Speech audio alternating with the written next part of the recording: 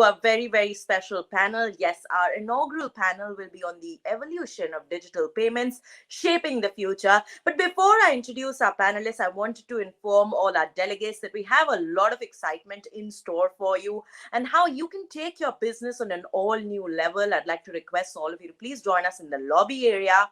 We have a lot of our exhibitors in, partners in, who are willing to take business on an all new level with you. So please do join us in the exhibit arena because we have a lot many discussions, networking happening there all for you. Let me also tell you that we have some very exciting polls in store for you. That's a way for you to really take home some amazing gift vouchers from Amazon. So if you love shopping, if you love being a part of these exciting polls, then you've got your answers right there. I'd like to encourage you to please engage. Also, do head to your social media, join our conversations, tell the world what we're discussing right here and how we're taking digital payments on an all new level. This is going to be a very, very exciting day right here. So, all of this is going to be a very interactive platform that we've created for you, which is why I wanted to request all our delegates to continue sending in questions for our panelists. I'm sure they'll be more than happy to take a few of those. Very soon, we're going to have our panelists here with us, and the session will be moderated by Mr. Vivek Belgavi, partner and leader, FinTech PwC India. And as our moderator there, he'll be looking forward to moderating our panelists. Let me invite and extend a very warm welcome to our Power Pact panelists. We have with us Mr. Bhavesh Gupta, Chief Executive Officer, Lending Business Paytm. We will also be joined by Mr. Chintan Shah, Managing Director, Head of Cash Management, APAC Deutsche Bank, Singapore.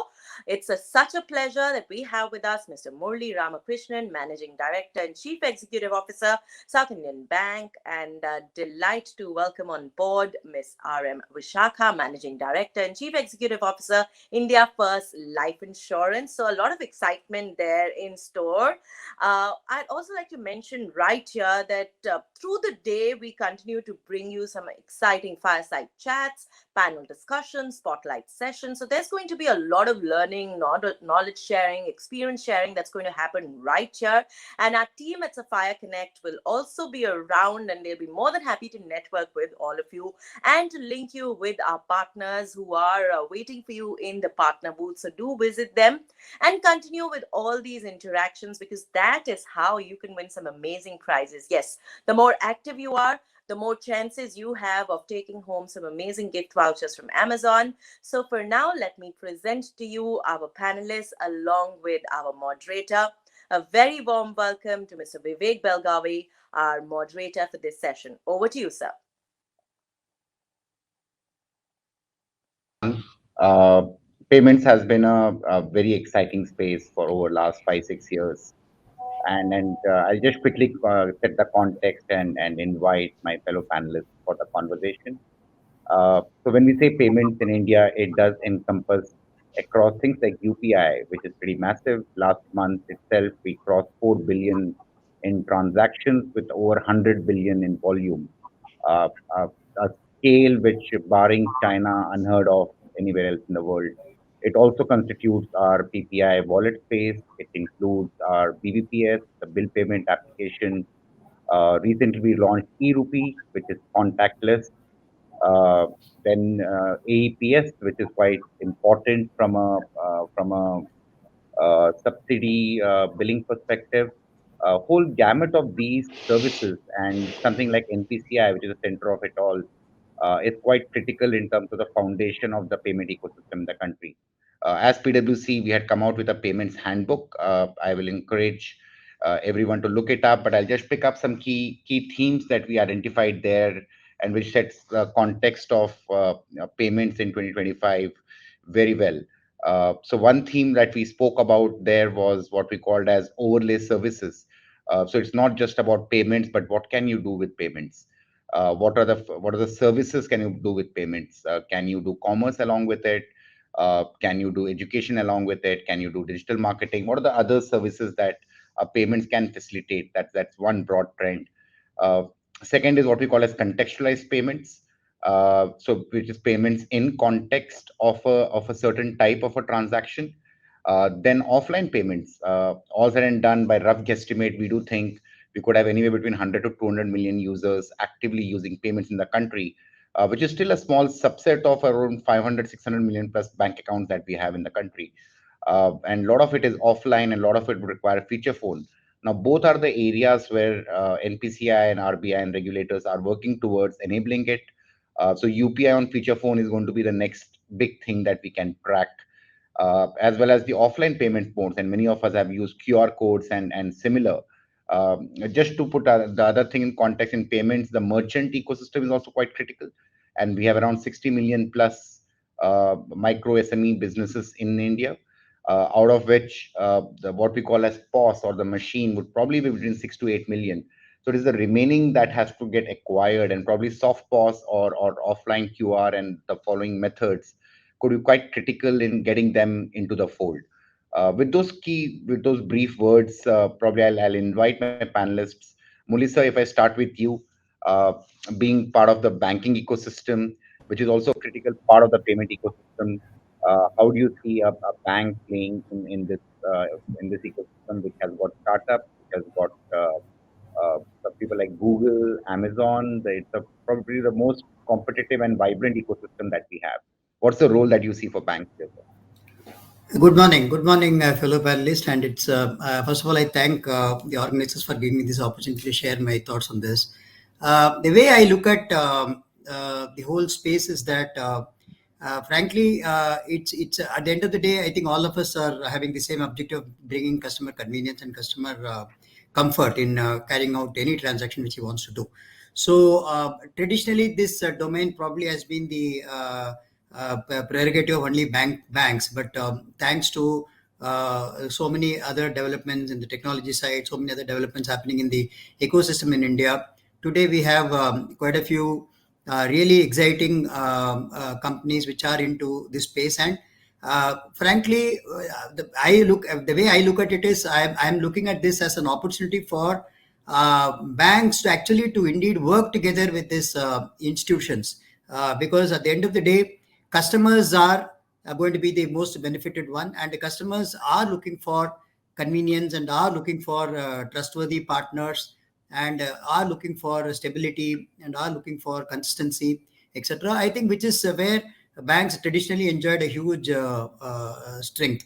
So with the new generation payment entities coming in, which facilitates transactions in a jiffy, I think the space is becoming more and more exciting, and the banks are looking at these as an opportunity to work together with these institutions so that as a interdependent partner, we can actually meet up with the customers' expectations. Today, as we talk, we keep acquiring a lot of new to bank customers because customers, since we are in an economy which is actually poised to become a 5 trillion economy, the customer needs are going to be only more and more, whether it's a consumer finance requirement or a SME requirement or a corporate requirement, etc., which is where banks traditionally have the expertise and have always dominated the space along with the NBFCs and etc. So I think this space actually gives this partnership of interdependence actually gives space for banks to really leverage on the agility with which these institutions can do a disruption, and it can only facilitate the customers of the bank to have the best of both worlds. I mean, in terms of they wanting to have trustworthy partners, in wanting to have consistency, etc. They can continue to have banking as a channel, and through such banks, they can get to enjoy the benefits of these new age entities which are facilitating these transactions, and more technology advancements coming in. Of course, banks will have to constantly upgrade their technology capabilities so that they can seamlessly work with these entities to provide a unified interface to the customers. So I look at it more as a partners in progress. At the end of the day, it is to facilitate customers to have a really great experience and exciting experience, and customers can then look forward to having one interaction where they can get to meet all their requirements, whether they would want a borrowing or a lending or doing a payment transaction or making payments for their utilities or paying their insurance or any of those. I think these are going to be facilitated with the customer's convenience in mind. So I'm excited to be at a time heading a bank which actually gives me opportunity to work with these various entities. And Again, if you look at the space of lending, for example, some of these institutions, some of these new entities which have come, their predominant focus would be for small ticket lending, which is where probably banks would also feel that the economy of scale would probably be more comfortable for entities which are much smaller than a bank, and bank rather can Right. focus on their key areas of expertise. So I Great think point, sir. the way I look at it is a partners in progress, and I really am excited to be in this time and space. Thank you. Great point, sir. And there's also a lot of opportunity in the B2B space, which we'll come to in a bit. Bhavesh, getting the voice of the startup here. I'm not sure Paytm can still be called a startup, but I think you do have that culture. It has been on the fastest adopters on both regulation and innovation, starting with a wallet and now getting to payment bank and now getting approval for a scheduled commercial bank. It's been quite a journey. So how do you keep pace with the rate of innovation and evolution in the payment space in India?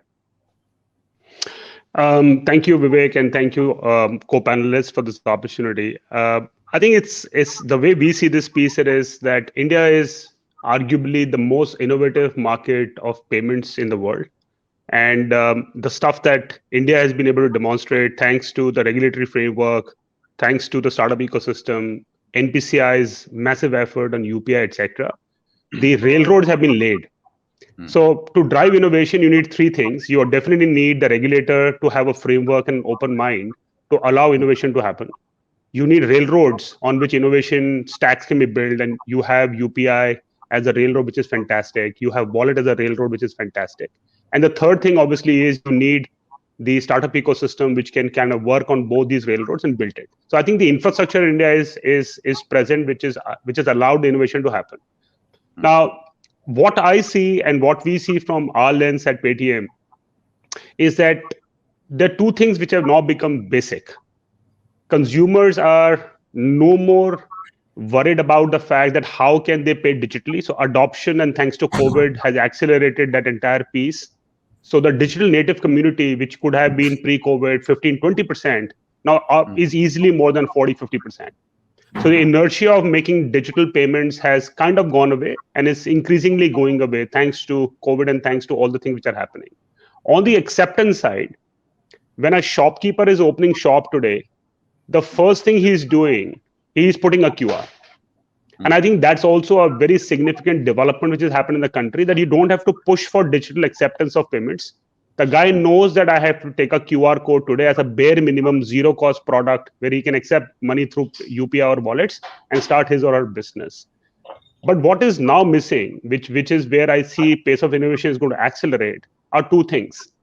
One, increasingly as payments are getting more and more digitized, the innovation around speed, reconciliation, and giving the merchant and consumers an ecosystem where they can interact with each other, what is currently possible in the e-commerce space, is an innovation that we have started to see. There are a bunch of startups getting into that business. Paytm itself is in that business, but it is in a nascency. But we'll see this ecosystem of relationship, which is on the railroad of digital payments between consumer and merchants. This is going to evolve massively. This is also going to lead to value-added services. Now, today, the loyalty as a business was an enterprise solution. I want to issue gift cards. I want to issue gift vouchers. I want to do something on loyalty, to my consumers. That entire thing is now becoming N is equal to one kind of a solution. That when you're taking a POS device or when you are taking any kind of a phone POS, as we call it, because everything is on the cloud, the cost of me delivering as a technology company that solution to the merchant is almost zero. So you want to issue a loyalty card, you want to issue gift vouchers, you want to go do anything which helps you enhance your sales in the ecosystem of consumers and payments is 100% possible. And so what we will see is that where e-commerce companies were kind of expected to take the cake of Kirana stores are back with a bang on payments and driven by a payment ecosystem, that they will be able to compete with all the bells and whistles that e-commerce companies are able to offer to the consumers, including BNPL, merchant credit, supply chain finance credit on the credit side, and all the value-added services on the payment merchant side to the thing. I think that is where we see the next wave of innovation happening, and a lot of acceleration will keep happening on this space. Great points. Convergence probably is the name of the game. Like from our professional services perspective, even like we would start by categorizing a company as a payments company. Very soon it's a lending company, and very soon it might be a bank. So probably might make sense to think more in terms of customer segments and then products and schemes and what we can do with them from a holistic perspective. Vishaka, Yeah. from a insurance lens, what are the levers that you see for insurance companies to leverage the payment rails? Yeah, I think when we talk about insurance, since I'm the only representative of insurance across life, health, and non-life, I'd like to say that it is going to be extremely different from each of those segments. I think in starting with life insurance, the payouts that are going are normally either a death claim or a maturity claim, and these payouts are pretty large chunks of money.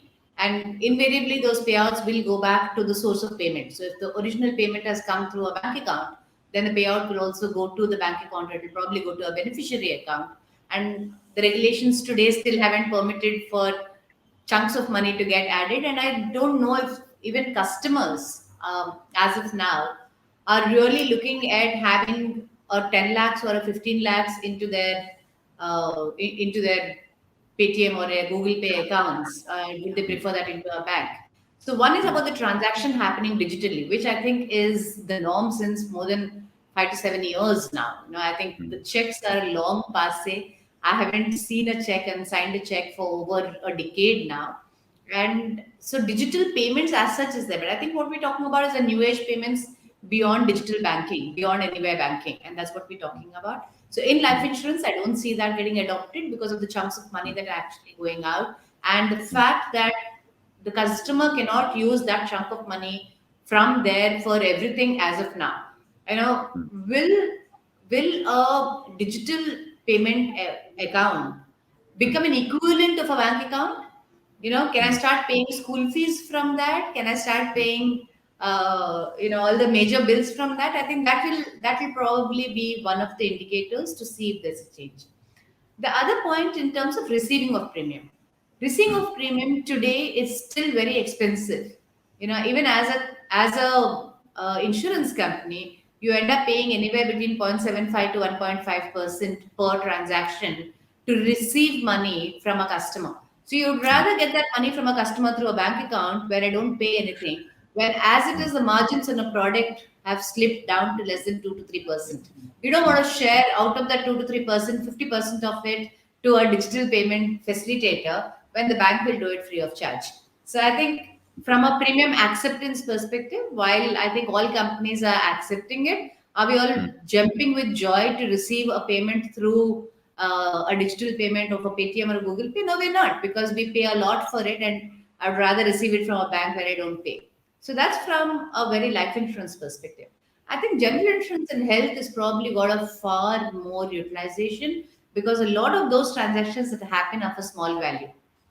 Specifically if you have health claims which are being paid out in terms of OPD payouts.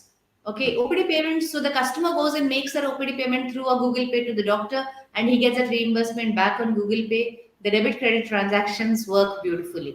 So I think wherever you have that kind of a transaction, I think insurance companies definitely see a lot of advantage in utilizing digital payments.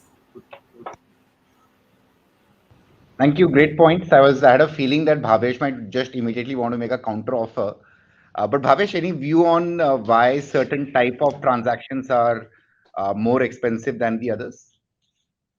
Actually, it is not. And this is a challenge that we continue to fight in the minds of consumers and merchant, that transactions don't cost. Because see, the rates of transactions, be it UPI, is always zero. Now UPI limits have been increased to $100,000, and RT's NEFT IMPS is kind of charged by the bank, but the charges are similar on Paytm or anybody else versus the bank. So this is our, what can I say, misconception of the market for us to fight for. But yes, I think a common knowledge is that they are expensive. The answer is they're not expensive. The charges are exactly the same. Interesting. So probably let me just pivot it, and from a payment business perspective, Vishaka, I think you have Bhavesh's contact for follow these conversations. Yeah. We won't debate that point now. I just know that I do pay 1.5% and I don't pay to the bank. So that's a fact. I'm not even Yeah. trying to get into a debate. So maybe I'll have a conversation with Bhavesh offline. Yeah. Sure. Yeah. So let me cover another point, which is, and probably this might require to dispel myths, and this is a good segue into it. Payments that way has been the forefront of a fair bit of innovation, and the con side of it also has been it's been hit by changes which keep on coming. So how do you create a profitable business in payments while keeping the pace with innovation, Bhavesh? See, payments is profitable, right? For us, it's profitable. We are a listed company now, so it's public data available. But payments is profitable, and payments has multiple ways of making money. Obviously, consumer side, you have payments which makes money on if you're having your own instruments like wallet and credit instruments where you earn interchange. On the acquiring side, because if you are having two-sided ecosystem, you're making money on the MDR, on EMI aggregation, on device rentals, etc., etc. Yes, the quantum of money or the net margin of that money could be a smaller number compared to every other revenue line item that you see in the market, but payments do make money. But I think more important, if you want to step back and the way we see it and the way generally the industry sees this piece, it is, if you go back 10 years, in the banking system, when you were setting up a bank or you were running a bank, you were basically chasing CASA, and you are paying 3%, 4% savings interest rate for the consumers to start using your bank account. Or you are basically opening current account and giving some transactions free for the merchants to start operating your account. At a fundamental level, those accounts and the cost that you were incurring to acquire those accounts and to give maintenance, etc., was costing you money as a bank. But why you were doing so? Because you wanted to have data of consumers to be able to upsell and cross-sell. 10 years forward, payment is exactly doing the same thing. But there are two differences. A, the velocity is much higher of such transactions versus if you had a captive bank account of that merchant or consumer. B, thanks to the railroads present, you could have multiple bank accounts linked to a payment railroad, and hence you can see a much higher visibility of the customer behavior on payments, which significantly enhances the ability of a payments company to leverage that information to give upsell, be it credit, be it insurance, be it mutual fund, and many other value-added services. And I think that upside is something which is not monetized enough, but it will get monetized because exactly this is the banking model, and at least on the consumer banking side, that you have a lot of customers who have savings account, current account float, looking at that information, the relationship, you try to upsell them various products. Why should it be different for payments? It will not be different for payments. Exactly the same thing will happen, and it will happen far more rapidly because just the sheer number of consumers and merchants who use payments platform to do payments has significantly increased, right? So the quantum of customer, quantum of data is so large. It is digital native, so you don't have to nudge the customer to come to a branch or do anything through a telecall or a person. So it is a DIY flow. So cost of upsell is going to be much, much lower. So I think it's a matter of time. The onus lies on banks, insurance companies, mutual fund houses, general insurance companies, etc., who are working with payments company like ourselves to co-create solutions on the back of this information, back of the digital experience, which will help payments to get monetized. And I think we've just taken baby steps in the last couple of years, but you will see a massive explosion of this leveraging ecosystem. It has started in insurance a lot more. It is starting to get into credit now. It will just jump into mutual fund, equity trading, etc., because the underlying chases is the same data that banks have used over the last 2 decades. And now this data is even far more amplified than the banks had. So the monetization engine is going to really open up fairly soon. Great point, Bhavesh. And what I was visualizing was, as we spoke about the India railroads, and if payments has created another platform on top of it, now there's an opportunity for whether it's credit, investments, insurance, many of those, and these are just financial services. There's a fair bit of non-financial services place which can also get built on top of it, and that's where the future. And I can tell you, Vivek, see, today the number of people who come and buy movie tickets, the number of people who do train ticket booking, airline ticket booking, right, is massive. Is massive because today that customer eventually is doing payments for an end use, right? And if you can give the end use to the customer as a part of the payment experience, he or she Right. will do that end use with you and you monetize it. So the entire digital goods commerce is a massive use case, and financial services is a massive use case. And that is exactly which is now started to happen. And I just want to make one more point. See, what we are also seeing as we look at the payment ecosystem, the instruments through which you can pay, right, are also going to get a very different avatar over the next couple of years. And let me give you an example here. Today, you have digital gold, which is a product is available. Now, customers are buying digital gold for 1 rupee, 10 rupee, 100 rupees, and whatever you may have. Can you leverage the digital gold as a payment instrument? Right? When you are at a shop and you want to pay and you don't have money in a bank account, can you redeem your digital code instantly to make a payment? Can you do micro insurance, right? And you want to make a payment at a chemist shop. Can you create products in which you have a micro insurance product which can allow you to redeem your micro insurance OPD claim or live on the payment infrastructure? I think those are the kind of innovations that you will see payment companies come out with, because now you have access to information in the railroads which were never present in the past. And that's what you will see in the couple of years happen. Hopefully, you will see Paytm do that fairly soon. Awesome. I'm glad, Vishakha, you are here, because as building on what Bhavesh mentioned, if payments is really a business of not just moving money, but helping customers do something more with money, as they do more, each one of those activities could entail their own risks. And that's where probably an insurance industry comes in. So how do you think, where do you think are the opportunities? How well do you think the industry has already captured on it, and where are the trends that you see, Vishakha? So I think the industry, at least the insurance industry, and I speak with my perspective, which need not be the industry perspective.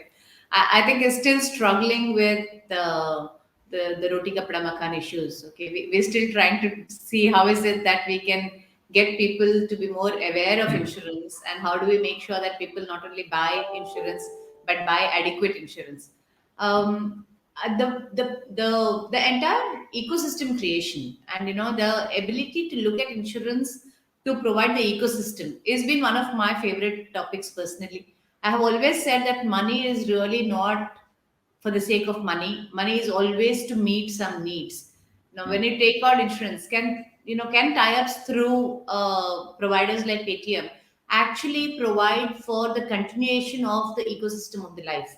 So if there is an individual, who's taking an insurance for his family or her family, and she's not there anymore, can that claim payout actually go to a provider like a Paytm, who, because they've got an entire ecosystem linked up, works with us or works with any insurance company to offer to the customer not a lump sum payout, but an array of benefits.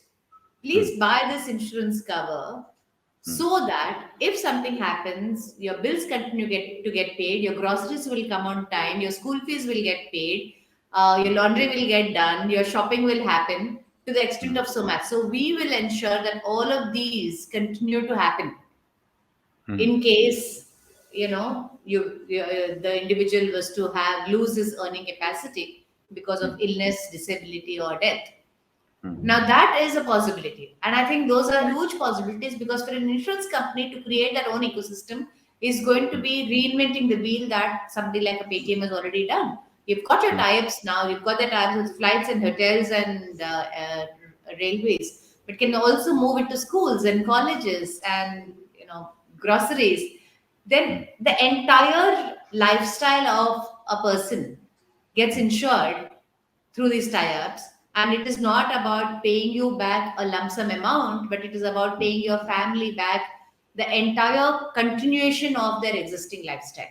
So that is a possibility in my mind, a very real possibility. And in my mind, in my opinion, that is truly the purpose of insurance. It's to provide continuity, right? Yeah. Super point. And probably I think, Bhavesh, I also felt, and probably I'm not sure it is the issue at a manufacturer end, which could be an insurance company or a mutual fund or similar, or on the distribution end. I did feel for a long time all the payment, let's say the platform as we just spoke about has got established, it's been simplified and seen primarily like a channel, right? So and saying, okay, can I cross sell something? Can I offer an insurance? Right? So that is still probably level one of a product bundling. What Vishaka is talking about and what you spoke about, the chemist example, is the kind of a type 2 or a layer 2, a slightly more involved kind of bundling. Any more examples of it, as well as any reason why more of what will it take for more of these to happen? Let me put it that way. I think again, it's to do with priority and evolution. What we have seen it is that you can definitely make complex products, but the thesis with which digital products are built, and I'm talking from a Paytm example, is what product provides the least cognitive load to the consumer. Because if you increase cognitive load to the consumer, then digital becomes difficult. You need assisted digital, which is not a good thing to have. So our idea has always been that what product configuration gives the consumer least cognitive load, and hence he or she can consume that product.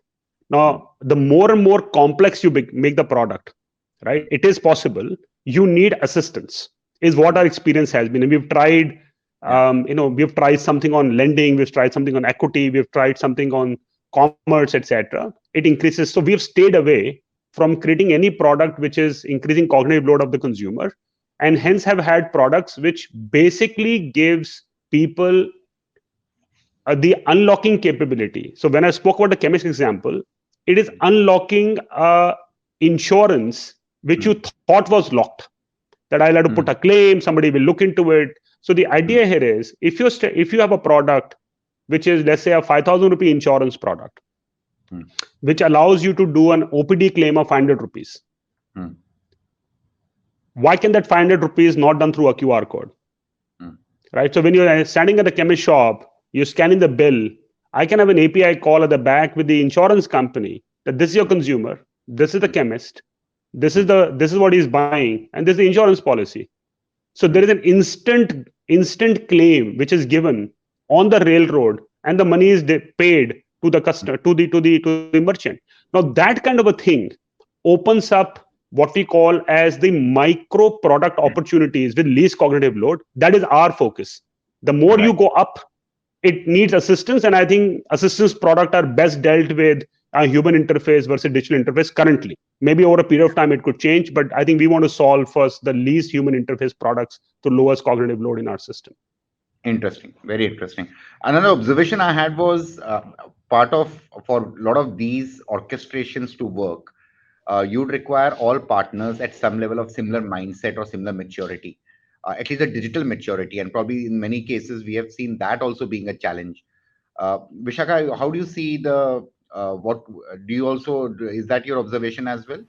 And if so, what is the path that everyone is adopting around it? So, I have Winston Churchill's quote, which is one of my favorites and which I think applies universally when you're talking about anything. And it says, "Forgive me for my long speech. I did not have time to make a short one." And honestly, simplicity of a product is not the same as simplicity of a need. What Bhavish says in terms of fulfilling a micro product, micro need is a whole different objective altogether. But to be able to fulfill a very complex need in a simplified manner is possible. And I think what I'm talking about is that the solutioning, the need of the customer is very simple. The need of the customer is, can all my bills get paid? That's it, right? I mean, how simple is that need? The problem is that providing that simple need of just make sure that my family is looked after, all their bills get paid, they enjoy the same lifestyle they have today, is such a simple, straightforward need that any customer will understand. The problem is the complexity of the structuring of that solution.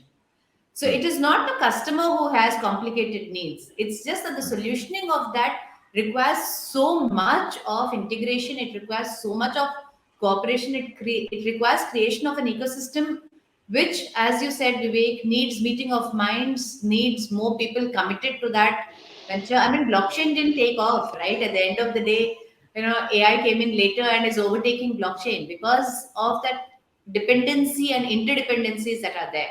So when Bhavish talks about a micro product, the interdependencies between the providers is limited, and therefore it's simpler. But I think it is not about the solutioning, it's not about the need, which is complex. It is about the solutioning, which is complex, which has a lot of dependencies, because of which most of us are hesitating to get into it. But yes, I mean, if you can actually do this for the customer, you're offering a brilliantly simple proposition. You tell me, what are all the payments that you have today? What are all the concerns that you have today that you think that you don't want to burden your family with? And we will fulfill that for you. That proposition is brilliantly simple. Delivering that proposition is extremely complex. So But I the just fact of the wanted matter, to point out. yeah, I think it's another perspective out there for sure. But I was just reflecting on both your comments and thinking in the business, and I see many new startups thinking that way. That the only pull product in this whole market seems to be something like a credit. Everything from investments to insurance, it's tough to create that pull. So somewhere one has to be little. Maybe there may not be simple solutions to complex problems in their own way. Maybe it is like you have to divide and conquer, right? And part of what Bhavesh is thinking about, simplified embedded products could be one part of the journey. Part of, in this case, like as you mentioned, like how do I pay my bills? You are articulating it, but I'm not sure how many customers themselves will articulate it, right? To say, ki, yeah, that's something which I need help for, and that might require again a concerted effort. So yeah, it probably might require multiple fronts to work at the same time. And Yeah, I did if feel, I sorry, may another. take one point, Vivek, and since Bhavesh is here, probably it will be, speaking from a customer perspective and speaking from an insurance head perspective, how are we going to build trust and credibility? Today, the moment Google Pay or Paytm ask for linkage to my bank account, I want to go and open another bank account, and then start depositing very limited amount of money into it. I don't want to link my salary account to it. I don't see this as only my concern. I don't think of it as only my generation. I think of it as a lot of people, and it spans generations, right? There are people at my age who are very comfortable. There are people far younger than me who are not comfortable doing it. So I think it's more about risk tolerance. How do we address this? I understand that it must be a government regulation, but how do we address it and try and make it like a wallet which does not need linkage to bank accounts? Is there a solution towards it, or am I ill-informed? Bhavesh? No, so yeah, so Vishaka, your point is right. The context is there is a bit of the regulatory framework under which all payment service providers and banks and other companies have to work with. There is surely a trust issue, but there are products which mitigate that concern that consumers have. So wallet, which is a prepaid instrument, is actually a mitigator to that trust issue. That if you don't want, so in your case, you are not sure what could happen to your bank account in terms of phishing and other things. In somebody else's case, they don't want their bank account to be inundated with so many transactions of small value that they just can't file their tax return at the end of the year. So wallet comes into play and saying, okay, why don't you just move money into a wallet as much as you want, 5,000, 10,000, 1,000, and start paying from wallets. Your liability theoretically gets limited, your transactions are limited, and you can enjoy the same benefits, if not better, than what you enjoy on a bank account. To another customer, they are looking for a solution in which they're saying, I'm happy to link my bank account, but you know what? When I'm linking my bank account and making payments, I want to understand what payment I made, because from a bank account narration, I can't figure it out. So you then provide a layer of a passbook and say, okay, you can design your passbook the way you would like. So a small businessman, or a, what we call in our language, a single owner P2P merchant, right? Like a plumber, he says, mujhe nahi malum hai ki who paid me. So you provide me a Hindi passbook with narration that I can type myself. Ki is madam ne diye, is flat number ne diye, because bank will not provide. So I think what technology has done, and this is where an important factor is there, even in the RBI recommendation, as you see in the new paper, they're trying to reduce the multi-party ecosystem and saying, how can we make sure that the success rate of payments is much, much higher? The transparency and security of two-factor authentication is much, much higher. and you can create convenience, because today you have device locking. Like in Paytm, you have a device lock. You will not know, but the device lock works, which fundamentally means that nobody else can do a transaction on your phone, because it is locked on your phone. The app is locked on your phone, and then the second factor authentication can be the OTPs and everything else, etc., etc. So the technology evolution is happening so rapidly that your concern that you mentioned is a recognized concern, and there is an overtime work which is happening by the regulator and by the PSPs to make sure that the customer adoption is increasing.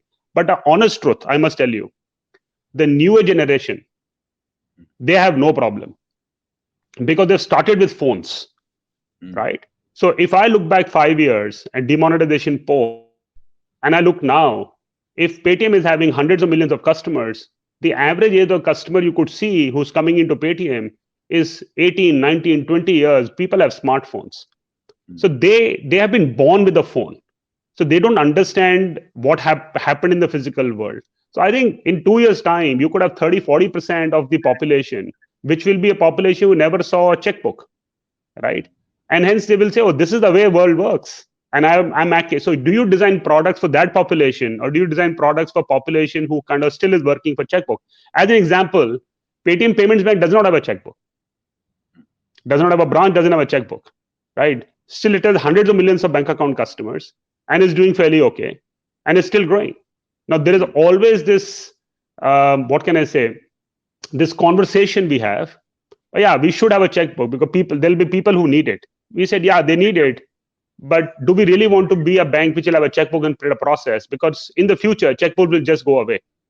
Now, 5 years back, it was something people said, are you serious? Today, people saying, yeah, what you're saying, maybe 2 years forward, it will go away because I don't pick up my checkbook anymore and I do everything digitally. So it is a leap of faith. And there is product innovation which is happening at a very, very, very large pace and speed, which is taking care of every single concern consumers have, be it on security, be it on information, be it on usage, be it on unlocking. I'm repeating the word unlocking, because today there is only two kinds of product. Either you can leverage and take credit to make a payment, or you should have a money in your account to make a payment. What about everything else that you've bought with that money? Be it an insurance, be it gold, be it mutual funds, be it equity. Why can it not be instantly redeemable? The moment you allow that to happen, the payment ecosystem starts looking very differently. And it can only happen by technology at both sides. So manufacturers should have a technology and the railroad should have the technology. The railroad has it, but does manufacturer have it? I just want to give you guys one example of this innovation. So we have a fixed deposit, right? Because of the bank, which is with a third bank, because payments bank are not allowed to have fixed deposits. So it's a third bank that the customer has. But today, if you're making a payment and you don't have money in the bank account, your fixed deposit opens up and you can instantly redeem in a second, and the money is dispersed, is made, a payment, any value, RTGS, NEFT, IMPS, whatever the case may be.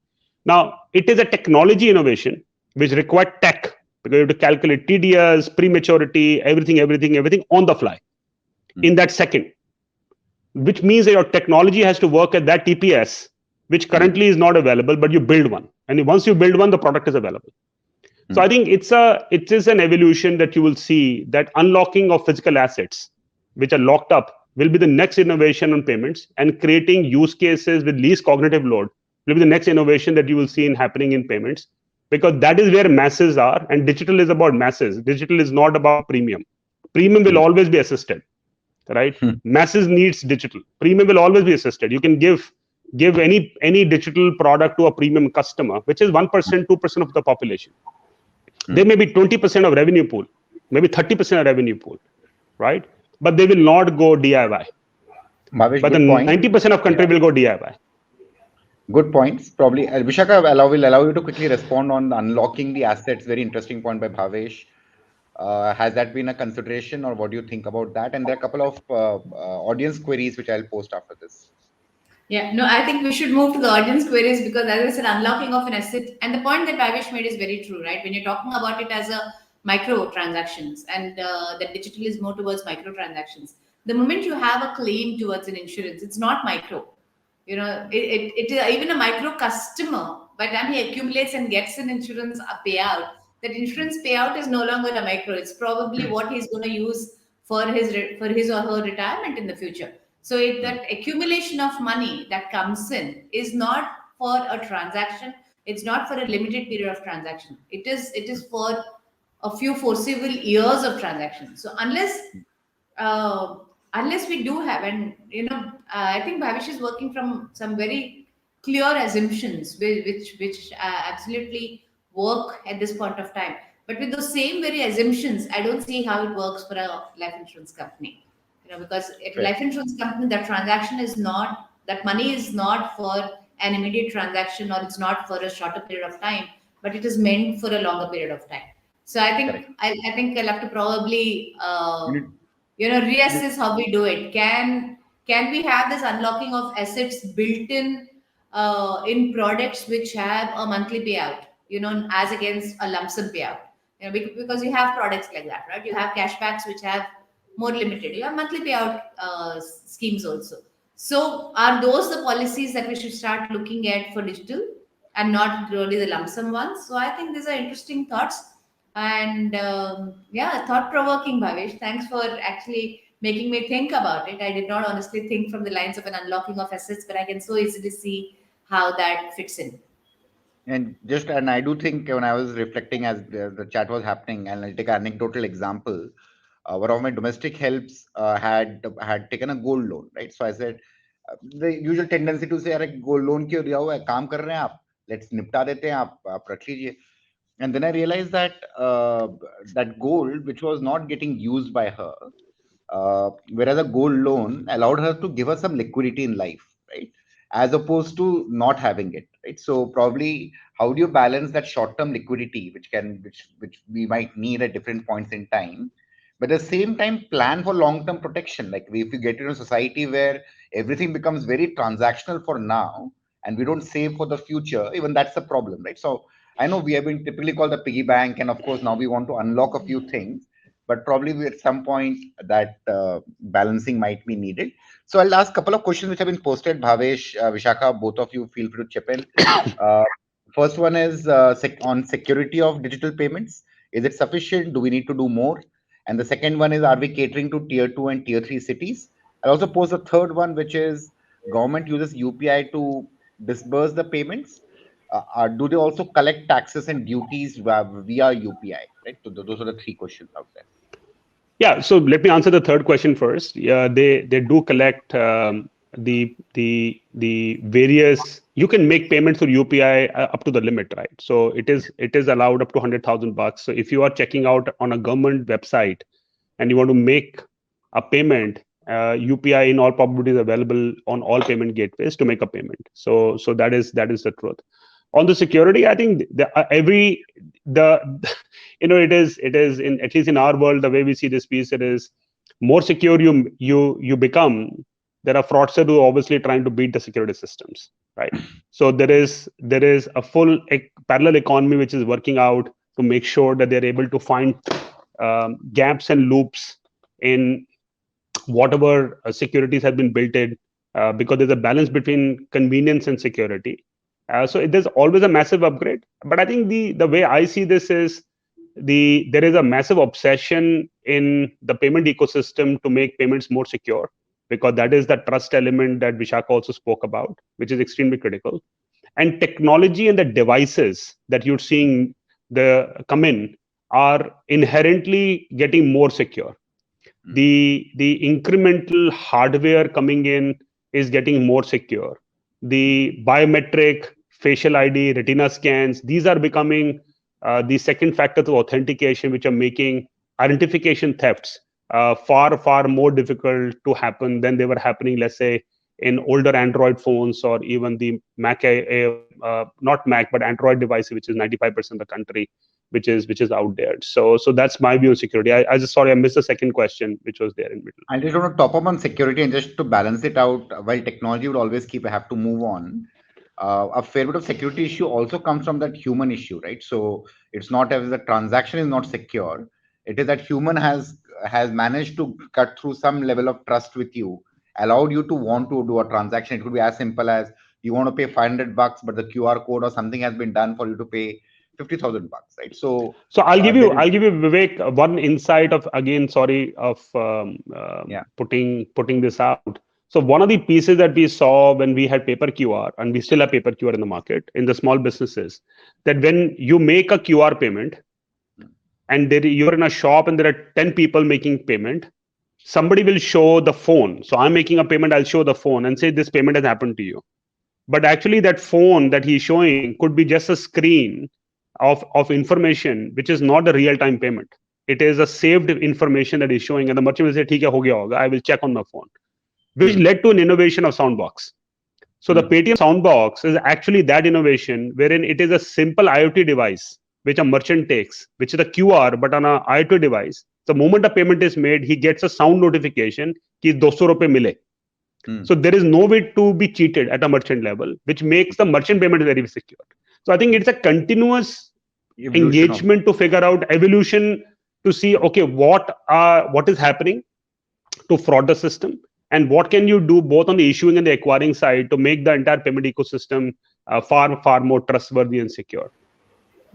The last one was probably we can cover for both Vishakha and Bhavesh is how are we deepening all these products into the tier 2 and tier 3 cities? I think that's where the real revolution is happening any which way in the tier 2 and tier 3 cities. I mean, the very fact that, the whole product is simple and easy to use has probably created that level of penetration, and the need is creating it.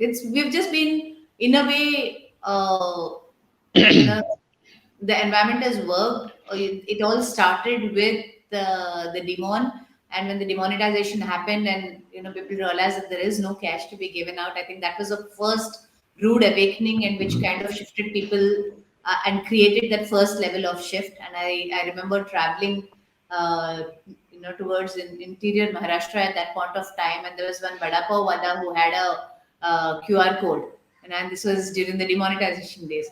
And I remember very clearly that same thing going away, about a year's time, and all of it came back with the pandemic.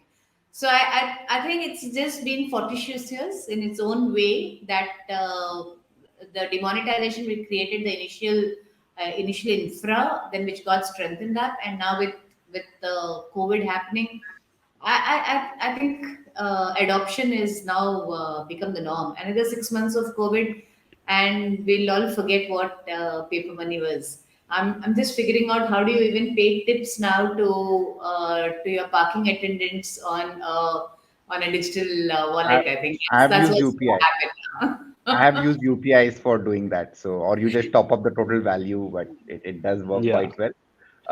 And just Bhavesh, wait for FASTag to be accepted. So FASTag is now being piloted for toll in the sense, not just the highway toll, but even for local parking, and as well as fuel pumps. So the next wave of innovation is that your FASTag will become an issuing device for a lot of these micro payments you make on transit. Right. So you don't have to actually step out of your car to make a parking. The guy is just going to scan your FASTag and say, yeah, payment done.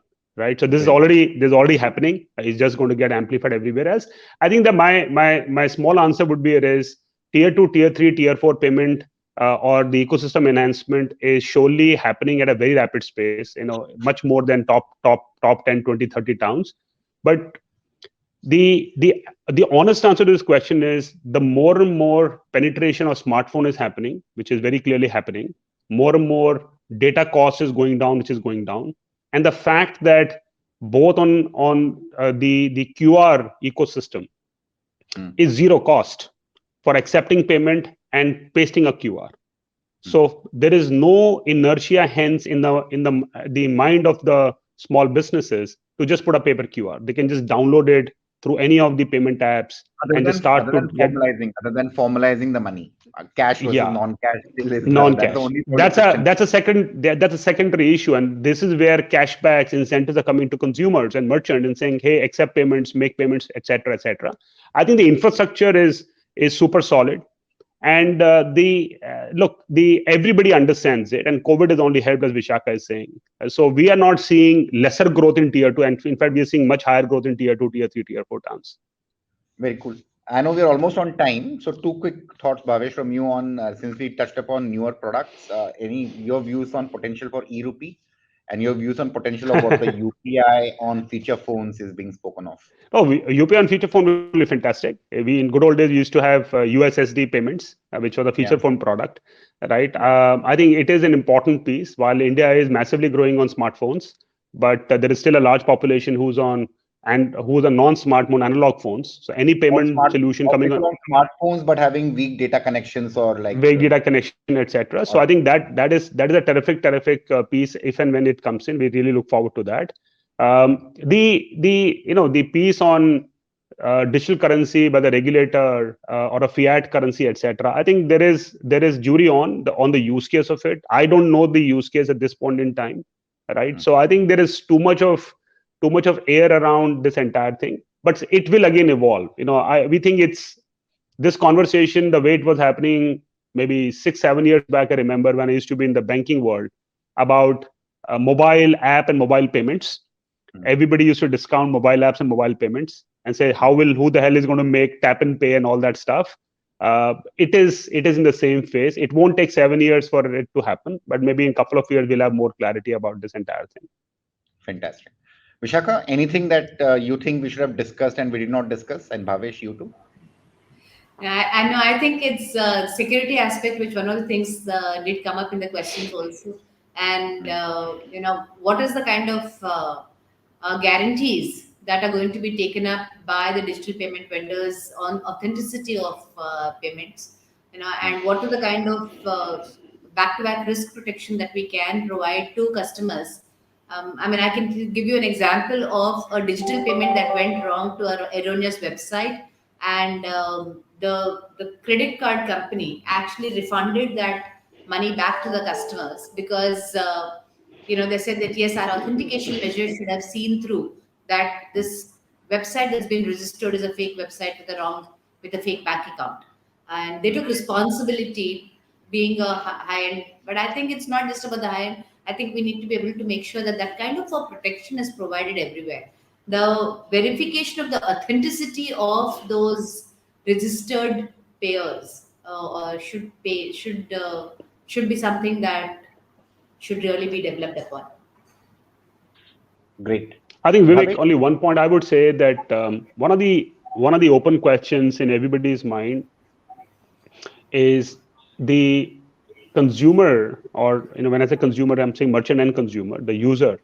How do they see their kind of affinity to the bank that they originally started to bank with? Because it's become so layered that nobody knows when I'm using X app, where is my bank account linked, where is the payment going to, whom is going, right? So all of that entire thing, who owns the customer and who leverages the customer, is going to be a very important piece over a period of time. There is data, but the ownership and leveraging is not necessarily something that has been exploited completely. Currently, it's a common ecosystem where both the payment providers and banks are working together, but there'll be a point in time wherein somebody will have to own the customer layer completely. And I don't know who's going to own that, because there are too many people who are intermediating this space at this point in time. Great point. Agree. Awesome. Thank you so much. What a lovely chat. Thank you. Fantastic discussions, I must say that. Yeah, thank you, Vivek. Thank you, Vishakha. It was fantastic. We could have more time, but I guess we're limited of time. But wonderful to talk with you guys.